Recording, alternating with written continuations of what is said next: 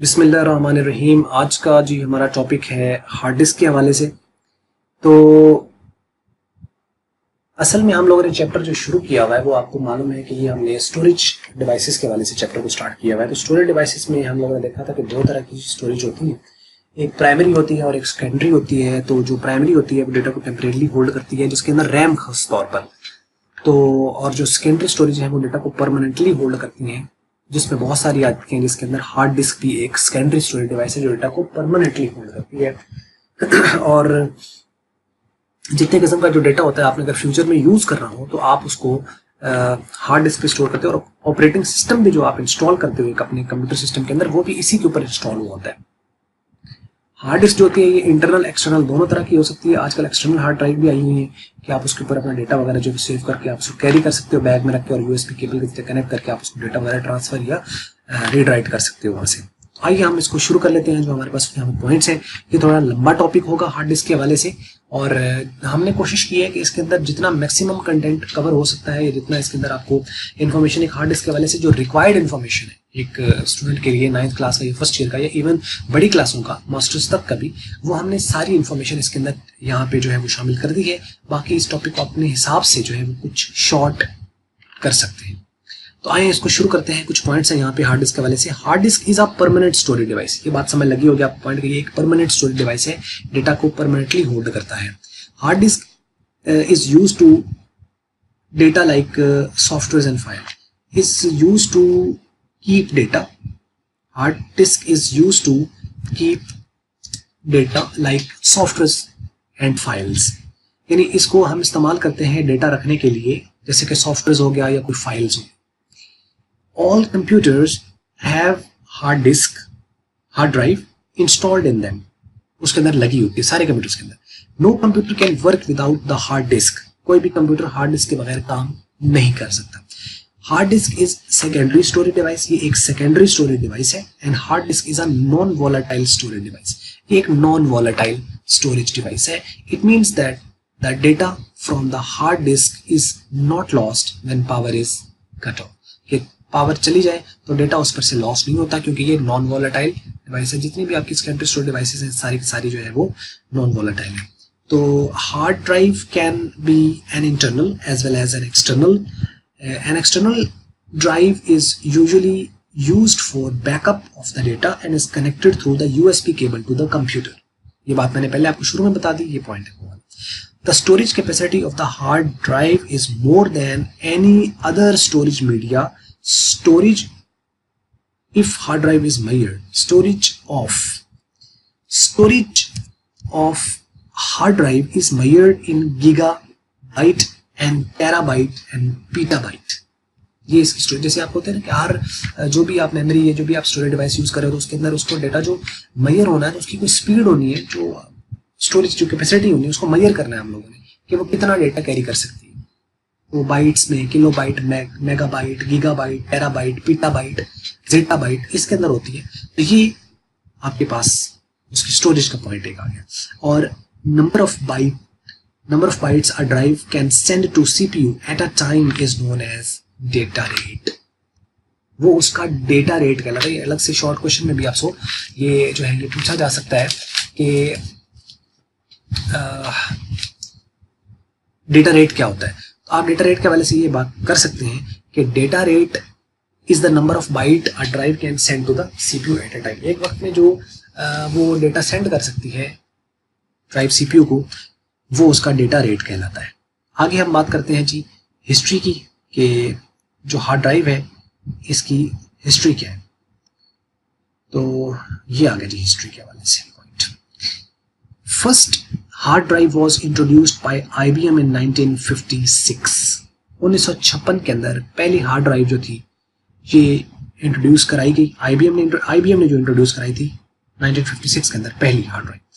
It was non removable hard drive. ये आजकल तो आपको पता है कि आप कंप्यूटर को खोलें, उसमें हार्ड ड्राइव आप उसको जो केबल्स है उसको अनप्लग करके आप उसको बाहर निकाल सकते हो, लेकिन ये जो पहली आई थी 1956 के अंदर ये नॉन रिमूवेबल थी, रिमूव नहीं हो सकती थी। It's storage capacity was 5 MB।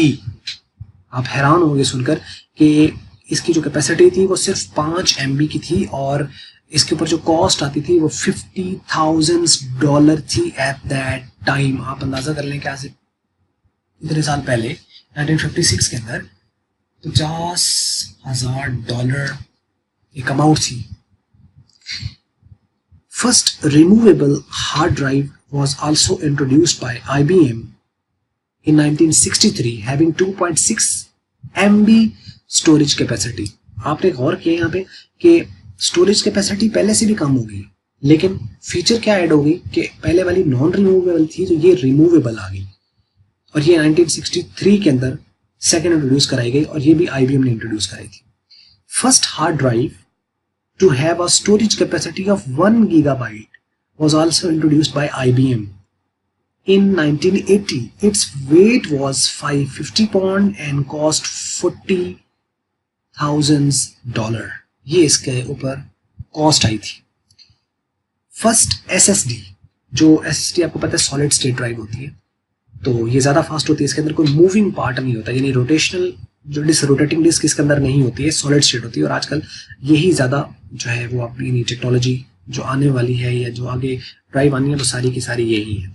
Was developed by SanDisk, जिनके USB और ये मेमोरीज भी होती है, मेमोरी कार्ड्स भी होते हैं इनके। तो जो SanDisk है कॉर्पोरेशन, इसने 1991 के अंदर SSD पहले इंट्रोड्यूस कराई थी, और हमें तो लग रहा है कि जैसे अब आई है, हालांकि 1991 से है SanDisk ने, with storage capacity of 20 MB। उसके ऊपर जो कैपेसिटी थी SSD के ऊपर वो 20 MB थी। तो ये एक छोटी सी हिस्ट्री है जिसको आप अगर बीच में शामिल करना चाहे तो कर सकते हैं, वरना ये कोई जरूरी नहीं है, आप इसको जनरल नॉलेज के हवाले से आप इसको देख सकते हैं। तो आगे आ जाइए, हम इसमें हार्ड डिस्क में अपनी टाइप्स की बात कर लेते हैं कि हार्ड ड्राइव जो हार्ड डिस्क है इसके टाइप्स कौन कौन सी है। तो ये देखिए जी, there are 2 main types of hard drive, one hard disk drive और सेकंड सॉलिड स्टेट ड्राइव। दो तरह की होती हैं, एक हार्ड डिस्क ड्राइव होती है और एक सॉलिड स्टेट होती है, जो भी हम बात ऊपर कर रहे थे। ये 2 टाइप्स हैं इसके। अब hard disk drive has spinning platter which holds the data magnetically. एक तो ये इसके अंदर स्पिनिंग प्लेटर होता है, ये प्लेट होती है मेटल की, और ये मैग्नेटिकली डेटा को होल्ड करता है। The platter is divided into the tracks and sectors to store the data on the particular location. इसके अंदर मुख्तलिफ किस्म के ट्रैक्स बने होते हैं, और हर ट्रैक को फिर आगे सेक्टर्स में डिवाइड किया होता है, जहां पर डेटा जो होता है वो स्टोर होता है किसी खास लोकेशन के ऊपर या किसी खास ड्राइव के ऊपर।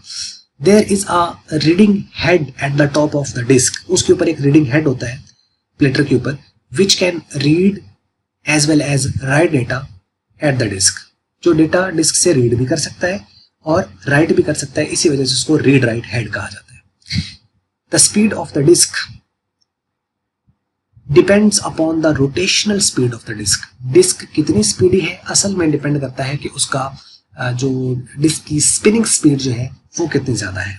Rotational speed is measured in RPM, revolutions पर मिनट। RPM के अंदर स्पीड इसकी मेजर होती है। आप हार्ड डिस्क लेने जाएं तो आप वहां पे जरूर देखा करें कि उसका RPM कितना है। 5400 जो है ये बिल्कुल एक नॉर्मल RPM होता है इसका, और इससे ज्यादा की भी है, ठीक है। तो 5400 RPM जो है hard drive is common in the market, and 7200 RPM is faster and costly than 5400 RPM hard drive. बात समझ लगी होगी आपको। Hard disk are further classified as IDE। फिर जो हार्ड डिस्क होती है इसको फिर आगे मजीद जो है, यानी जो एक तो SSD है और एक आपके पास हार्ड ड्राइव है, हार्ड डिस्क ड्राइव। तो ये जो हार्ड डिस्क ड्राइव है फर्दर इसको डिवाइड किया जाता है IDE, जिसको पैरेलल ATA भी कहा जाता है, और SATA सीरियल ATA भी इसको कहा जाता है। IDE और पैरेलल ATA ये एक ही नाम है। IDE ड्राइव होती है, यानी IDE भी बोला जाता है और पैरेलल ATA भी बोला जाता है, और SATA जो भी सीरियल ATA। तो ये आपके पास 2 हैं इसके अंदर। IDE stand for integrated drive electronics. IDE stand for integrated drive electronics. IDE were the first types of hard drive. ये पहली किस्में थी which were introduced in 1986, 1986 के अंदर जो थी ये IDE इंट्रोड्यूस कराई गई, and these are also called parallel ATA, यानी parallel advanced technology attachments। ये इसकी एब्रीवेशन है, तो parallel ATA इसको बोला जाता है। And these hard drives were slow in transforming the data and were superseded by SATA. यानी ये स्लो थी और बाद में इसको सुपरसीड किया गया। सुपरसीड का मतलब होता है यानी इनके बाद सीरियल एटीए आया और उसने इसको रिप्लेस कर दिया। ठीक हो गया। तो सीरियल एटीए जो कि साटा है, SATA stand for the serial advance technology attachments. SATA drive is faster as compare to IDE.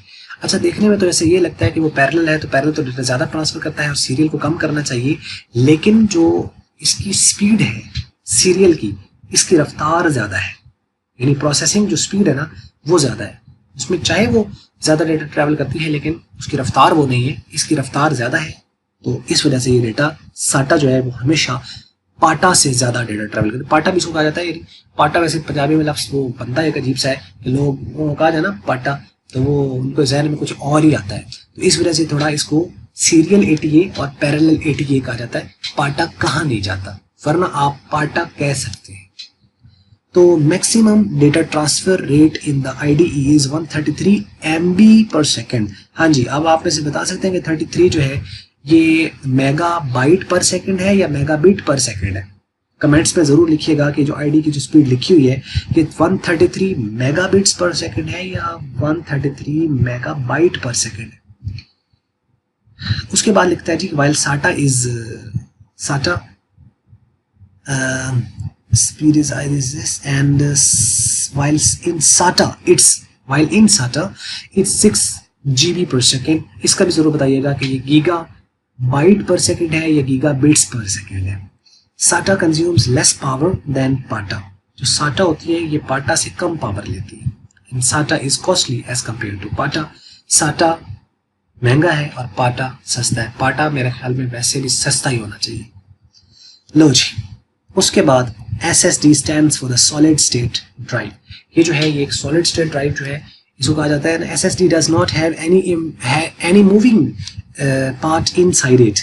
That is why SSD is called the drive not disk। इसको ड्राइव कहा जाता है और डिस्क नहीं कहा जाता। ये बात आपने नोट की है कि जो ये सॉलिड स्टेट ड्राइव है इसको हम डिस्क नहीं कहते। क्यों डिस्क नहीं कहते? क्योंकि इसके अंदर कोई मैग्नेटिक स्टोरेज वाला वो कॉन्सेप्ट नहीं है और इसके अंदर कोई मूविंग पार्ट नहीं है, इसलिए इसके लिए ड्राइव का लफ्ज़ जो है यूज़ होता है, डिस्क का लफ्ज़ इस्तेमाल नहीं होता। SSD does not store the data magnetically but using the flash memory। यानी ये मैग्नेटिकली नहीं स्टोर करती, फिर कैसे स्टोर करती है? ये फ्लैश मेमोरी के जरिए से डेटा स्टोर करती है। SSD provide fastest data access and SSD uses less power and are more durable and costly as well। ठीक हो गया, तो महंगी होती है। आगे कुछ टर्म्स एंड टर्मिनोलॉजीज हैं जो कि डिस्क में आपकी यूज होती हैं। तो पहला है सीक टाइम। तो time taken by read write head to move from one track to another track is known as seek time. एक ट्रैक से दूसरे ट्रैक तक मूव करने में, रीड राइट हेड को मूव करने में जो टाइम लगता है एक ट्रैक से दूसरे ट्रैक पर, वो आपका सीक टाइम कहलाता है। यानी ये ट्रैक होते हैं जो कि सर्कुलर हैं, सर्कल की शक्ल में जो होते हैं वो ट्रैक्स होते हैं। तो एक ट्रैक से दूसरे ट्रैक पर रीड राइट हेड को मूव करने में जो टाइम लगता है वो आपका कहलाता है seek time. It is time taken by a read write head to locate a particular track of the hard drive on which the required information is stored। Read write head can move back and forth to trace the required track। Seek time is measured in millisecond। The average seek time for drive is 8 ms यानी 8 millisecond to 10 ms यानी 10 millisecond। तो बात आपको समझ लगी होगी कि जो सीक टाइम होता है, आपकी हार्ड ड्राइव होती है जैसे ये गोल फॉर्म में इस तरह करके सर्कल की शक्ल में ट्रैक्स होते हैं। अब जो रीड राइट हेड होता है वो इस तरीके से बैक एंड फोर्थ मूव कर सकता है, यानी आगे पीछे। बैक एंड फोर्थ का मतलब आगे पीछे मूव कर सकता है। अब ये जो आपके पास गोल एक ट्रैक है, इसके अंदर इन ट्रैक्स है, अंदर वाला ट्रैक, फिर उससे बाहर वाला ट्रैक, फिर उससे बाहर वाला ट्रैक, फिर उससे बाहर वाला ट्रैक, फिर उससे बाहर वाला ट्रैक। अब रीड राइट हेड हो सकता है इंटरनल यहाँ पे हो तो वो आगे पीछे इस तरह मूव करेगा, तो जो यहाँ से इस तरफ उसको मूव करने में टाइम लगेगा वो टाइम कहलाएगा सीक टाइम। यानी इन्फॉर्मेशन को सर्च करने में किसी पर्टिकुलर ट्रैक के ऊपर इन्फॉर्मेशन, यानी किस ट्रैक पर है, वो इधर पे है, उससे बाहर वाले पे है, उससे बाहर वाले पे है, उससे बाहर वाले पे है, तो वो बैक एंड फोर्थ मूव करके उसको जो भी ट्रैक के ऊपर सर्च करने में जो टाइम लगेगा वो कहलाएगा सीक टाइम। ठीक हो गया। अब इसमें एक है मिनिमम सीक टाइम, एक है मैक्सिमम सीक टाइम। तो इसको हम देख लेते हैं कि ये क्या है। The time that a disk drive takes to move its head, read write head from one track to next is called minimum seek time। It is also called track to track seek time. एक track से दूसरे track पर जाने में जो information उसको time लगता है, ये मिनिमम सीक टाइम है। ट्रैक टू ट्रैक टाइम यानी minimum seek time is a track to track time. Maximum seek time, time taken by disk drive to move its head from the first track to the last track on the disk is called maximum seek time. It is also called full stroke seek time. यानी जो पहले वाला है यानी outer जो आपके पास है उससे लेकर आखिरी वाले तक उसके ऊपर मूव करने में जो भी उसको टाइम लगेगा वो वाला आपका मैक्सिमम सीक टाइम का, यानी एक पहले ट्रैक से आखिरी ट्रैक तक वो जो मुकम्मल मूव करता है उस पे जो टाइम लगता है वो कहलाता है मैक्सिमम सीक टाइम। और जो एक किसी ट्रैक से दूसरे ट्रैक पर मूव करने में जो टाइम लगता है वो उसको कहलाता है मिनिमम सीक टाइम। यानी ट्रैक टू ट्रैक, एक है ट्रैक टू ट्रैक और एक है first track to last track. तो आप इसको यूं कह सकते हो कि time taken by the read write head to move from one track to another, that is called minimum seek time, and time taken by a track to move from first track to the last track of the hard drive, that is called maximum seek time। ठीक हो क्या? ये आप को जो है वो from the perspective of साटा या IDE के पर्सपेक्टिव से ये दोनों टर्म्स जो है वो बताई गई हैं सीक टाइम, क्योंकि रीड राइट हेड इसके अंदर होता है और मूविंग प्लेट्स भी होती है इसके अंदर। अच्छा जी, उसके बाद आ जाता है रोटेशनल टाइम या रोटेशनल डिले।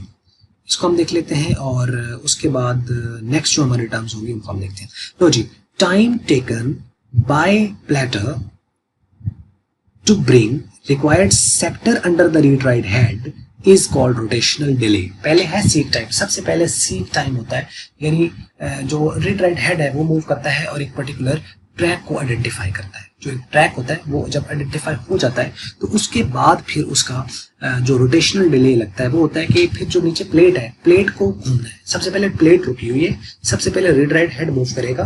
यानी आप देखो गौर से इस बात को थोड़ा सा समझ ले कि एक तरफ है डिस्क ने घूमना है, ठीक हो गया, और जो रीड राइट हेड है उसमें आगे पीछे मूव करना है। तो डिस्क अभी रुकी हुई है, सबसे पहले सीक टाइम आएगा। सीक टाइम होगा कि एक पर्टिकुलर ट्रैक को सर्च करने में कितना टाइम लगता है, जो एक ट्रैक है यानी जो गोल ट्रैक है उसको सर्च करने में।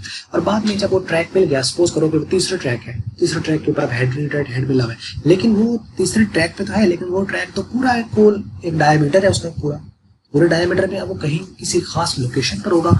उस लोकेशन पर आने के लिए अब जो नीचे डिस्क है वो रोटेट करेगी। अब रीड राइट हेड जो है वो रुक गया है उस ट्रैक के ऊपर और नीचे जो डिस्क है अब वो रोटेट कर रही है। रीड राइट हेड जो है वो पहले वो मूव कर रहा था, डिस्क रुकी हुई थी। अब रीड राइट हेड जो है वो पहुंच गया एक ट्रैक के ऊपर, वहां वो रुक गया, ट्रैक उसने सर्च कर लिया कि ये ट्रैक है, लेकिन उस जिस रीड राइट हेड के नीचे जो लोकेशन आ रही है ना, ट्रैक उस पर है लेकिन उस जगह पर नहीं। यानी आप ऐसे करो कि एक डाकिया ने घर कोई डाक वगैरह जो है वो ये पार्सल डिलीवर करना है, तो सबसे पहले वो क्या करता है, एक घर तलाश, यानी वो एक फेज में आएगा, उस फेज में आएगा कि किस फेज में, फॉर एग्जांपल उसको टी ब्लॉक है, उसके अंदर एक पार्सल डिलीवर करना है, तो सबसे पहले वो उस फेज में आएगा। फेज उसको मिल गया है, लेकिन अब फेज के अंदर वो घर उसको तलाश करना पड़ेगा मखसूस जिस घर में, उस फेज में तो नहीं फेंक के चला जाएगा, वो उसको अब एक घर तलाश करना पड़ेगा कि इस घर के अंदर जहाँ पे इस स्पेसिफिक लोकेशन के ऊपर मुझे घर खत को ड्रॉप करना है, तो वहां पे उसको ड्रॉप करेगा। ठीक हो गया? तो ये एक पर्टिकुलर एग्जैक्ट लोकेशन होती है। तो इसके अंदर हार्ड डिस्क के अंदर भी इसी तरीके से जो है ये सारी चीजें हैं कि रोटेशनल डिले जो होता है वो ये होता है कि एक जो डिस्क है उसको घूम कर एक रीड राइट हेड के नीचे एक स्पेसिफिक सेक्टर को लाने में जो टाइम लगता है वो वाला आपका रोटेशनल डिले या रोटेशनल टाइम कहलाता है। दोबारा इसको देखें, time taken by the platter to bring a required sector, वो ट्रैक था, ये सेक्टर है। तो यानी जो सेक्टर्स होते हैं असल में जो ट्रैक्स होते हैं वही सेक्टर्स के अंदर डिवाइड होते हैं। तो under the read write head is called rotational delay. It is called so because the read write head has to wait until the required sector comes under it to read और write information. उसको wait कर रहे हैं, वहां पे delay होगा उसके अंदर। Rotational delay is also called rotational latency. इसको रोटेशनल लेटेंसी भी असल में लफ्ज निकला है लेट से। लेटेंसी का मतलब है यानी लेट होना, लेटेंसी। ये भी असल में लेटेंसी कह लो या डिले कह लो या टाइम कह लो, ये एक ही बात होगी। Platter rotates to bring the required sector under read write head. जो प्लेटर्स होता है वो उसको क्या करता है, रोटेट करता है to bring the required sector under the read write head. Clear हो गया। उसके बाद लास्ट टू कुछ टर्म्स हैं, इनको हम देख लेते हैं और फिर हम आगे चलते हैं। लो जी, नेक्स्ट टर्म्स है हमारे पास ये यहां तक। तो एक्सेस टाइम एक हो गया आपका, नहीं transfer delay. Time taken by disk in reading the data. अब वो देखो कि सबसे पहले ट्रैक आ गया उसके ऊपर, ये रीड राइट हेड ट्रैक के ऊपर आ गया, ट्रैक के बाद फिर स्पेसिफिक सेक्टर पे आ गया। अब उसको वहां से इंफॉर्मेशन को रीड करना है, ट्रांसफर डिले। तो ट्रांसफर डिले क्या है? Time taken by the disk in reading the data from the required sector and sending to the CPU. यानी डिस्क आप कह लो या यहाँ पे आप रीड राइट हेड ही कह लो, taken by the read write head. Time taken by read write head in reading the data from the required sector and sending to the CPU is called transfer delay. Read write head पास से information उठाएगा और CPU को send करेगा। CPU को send करने से मुराद है कि असल में रैम पर डेटा जाएगा, रैम से फिर आगे सीपीयू पर जाएगा, क्योंकि हार्ड डिस्क जो होती है उसको सीपीयू डायरेक्टली एक्सेस नहीं कर सकता। तो यहाँ वैसे डायरेक्टली क्या ऑब्वियसली जाना डेटा तो सीपीयू के अंदर ही है। तो CPU is called transfer delay. Transfer delay is also known as transfer latency. इसको ट्रांसफर लेटेंसी कहा जाता है। ठीक हो गया। उसके बाद एक्सेस टाइम। अब एक्सेस टाइम टोटल टाइम होता है जो सारे प्रोसेस करने में लगा। यानी सबसे पहले क्या हुआ कि आपको कर ले रिवाइज इसको थोड़ा सा, कि सबसे पहले है सीक टाइम। सीक टाइम क्या होता है कि इन्फॉर्मेशन को एक रीड राइट हेड जो होता है ना, असल में उसको किसी खास ट्रैक के ऊपर आने के लिए जो टाइम लगता है वो सीक टाइम कहलाता है। उसके बाद फिर रोटेशनल डिले आ जाता है, ये रोटेशनल लेटेंसी आ जाती है, रोटेशनल टाइम आ जाता है। वो क्या होता है कि रोटेट करती है डिस्क आपकी और स्पेसिफिक जो सेक्टर होता है उसको रीड राइट हेड के नीचे लेके आता है। ये हो गया आपका रोटेशनल डिले। अब वहां से आगे आता है ट्रांसफर डिले। ट्रांसफर डिले ये होता है कि वो जो आपका रीड राइट हेड है वो इंफॉर्मेशन उस सेक्टर से रीड करेगा, रीड करने के बाद रैम को, और रैम से फिर आगे जाएगी सीपीयू को। तो ये जो टाइम लगेगा ये भी तो टाइम लगना है, इसके अंदर भी एक टाइम होना है जो कि सीपीयू तक पहुंचने में जितना भी लगता है, मिली सेकेंड्स में है, जिसमें भी है, वो भी एक टाइम है। तो वो कहलाएगा आपका ट्रांसफर डिले, यानी इंफॉर्मेशन को ट्रांसफर करने में जो टाइम लग गया, ट्रांसफर डिले। और आखिरी जो है वो है एक्सेस टाइम। जो एक्सेस टाइम है वो आपका टोटल टाइम होता है जो कि आपको इन सारों का सम कर ले। Seek time plus rotational delay plus transfer delay, ये सारा अगर टाइम हम देखा जाए कितना टाइम लगा तो ये सारे का सारा एक्सेस टाइम कहलाता है। यानी ट्रैक फाइंड करने में, सेक्टर फाइंड करने में और इन्फॉर्मेशन के रीड करने में टोटल जितना टाइम लग गया वो सारे का सारा एक्सेस टाइम कहलाता है। ठीक हो गया। Access time is frequently used to describe the speed of the hard disk. जब हम स्पीड की बात करते हैं, इसकी स्पीड कितनी है, तो असल में वो एक्सेस टाइम ही देखा जाता है। And it is the time from the requesting of the data to receiving of data. Data की रिक्वेस्ट से लेकर, यानी आपने एक रिक्वेस्ट की मुझे ये चीज भेज दे, और वहां से पहुंचने तक, जैसे आप होटल जाओ ना और वहाँ पे आप ऑर्डर करते हो, तो एक है कि आप ऑर्डर ही ना करो, तो जो ऑर्डर नहीं करोगे फिर तो कुछ आएगा नहीं। अब आपके पास वेटर आया, वेटर ने आपको बताया भाई ये हमारे पास चीजें हैं।